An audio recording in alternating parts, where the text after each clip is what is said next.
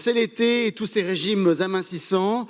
Le RSU n'y réchappe pas, moins 368 pages d'une édition à l'autre. Bon, au demeurant, voilà ce qui est englouti. Plus une seule ligne sur le harcèlement moral au travail. Plus une seule ligne sur les agressions sexuelles, plus une seule ligne non plus sur la nature des sanctions administratives. Et puis je remarque quand même qu'elles explosent. 303 sanctions disciplinaires contre notamment des stagiaires. Il y a un boom des sanctions disciplinaires contre les stagiaires. On aimerait bien savoir pourquoi. On ne sait pas. Là aussi, altération du nombre de visibilité sur le nombre de jours de grève, puisque le nombre de jours de grève a augmenté au sein de la ville de Paris, mais les motifs ont disparu. Il n'y a plus de distinguo entre les appels d'ordre, les appels à la mobilisation locaux ou nationaux, ce qui évidemment permet à la ville de Paris de se dédouaner. Donc on perd quand même au niveau qualitatif beaucoup d'éléments qui sont quand même très importants. Au niveau des chiffres, bon, c'est un standard, pour ne pas dire un marronnier. On atteint quasiment les 3 milliards de dépenses de fonctionnement, 2 milliards 985 000. C'est une augmentation donc de 44% d'une année sur l'autre, 47% pardon, d'une année sur l'autre. Or, je voudrais quand même préciser que l'an passé, c'était l'année des JO, donc il y avait un effort exceptionnel qu'on pouvait entendre. Mais quand l'effort se produit, c'est plus une parenthèse là quand même, c'est un torrent, parce qu'on est cette fois-ci, l'augmentation est de l'ordre de 77%. Donc pour les JO, année exceptionnelle, plus 47, année ordinaire, plus 77, cherchez l'erreur.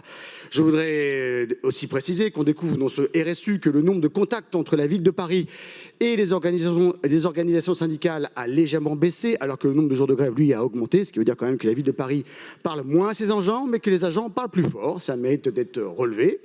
Enfin, petite précision quand même sur la volumétrie des agents. La moyenne d'âge est à 47 ans et 1 sur 2, Madame la maire, à plus de 50 ans, ce qui veut dire que dans la décennie qui arrive, le nombre de départs à la retraite sera absolument considérable et il faut en profiter pour revenir à un étiage normal, c'est-à-dire qu'à minima, la ville de Paris devra avoir pour objectif sous la mandature de repasser sous les 50 000 fonctionnaires, sous les 50 000 agents publics, qui serait un seuil beaucoup plus correct et en tout cas beaucoup plus soutenable pour la ville de Paris. Sinon, vous allez mourir sous la charge des charges de personnel. Et sachez que la droite est tout à fait prête à vous accompagner, Madame Roland. Ne faites pas comme M. Guillou qui a mis la tête dans le sable pendant plusieurs années. Dernier élément d'appréciation, l'absentéisme.